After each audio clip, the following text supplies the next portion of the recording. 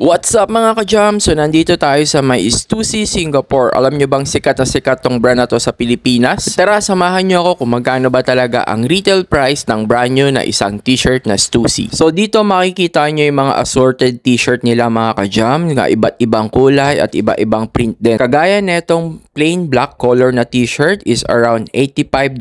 So humigit kumulang 3,000 pesos mga ka-jam. Ito yung isa sa pinakagusto ko dito, Crown brand tee, $85 lang din siya. Napakasimple lang kasi nung print niya sa harap at saka sa likod, pero ang lakas ng dating. So ayun na nga mga ka-jam, lahat ng t-shirt nila is $85 or 3,000 pesos. Depende na sa'yo kung anong gusto mong kulay at anong gusto mong print na t-shirt. Papunta naman tayo dito sa sombrero nila kung magkano mga ka-jam is $79 or halos 3,000 pesos lang din. Ito namang reversible skull cap nila is $79, so 3,000 pesos lang din sa pera natin mga ka-jam. Malipat naman tayo dito sa hoodie. Tingnan natin kung magkano, 259 Singapore dollar or 11,000 to 12,000 pesos sa pera natin. At ito namang wash canvas is 469 Singapore dollar, so almost 19,000 to 20,000 pesos. At ito namang quilted bomber wax is 479 Singapore dollar, so 20,000 pesos. Ay kamahal din pala netong down camo ripstop, 629 Singapore dollar, so 25 to 27,000 pesos. Kaya dahan-dahan lang sa pagbalik mga ka-jam, charot. At ito namang athletic screw, 249, so 22,000 pesos. At yung mga pants naman nila, 249 Singapore dollar, so around 10,000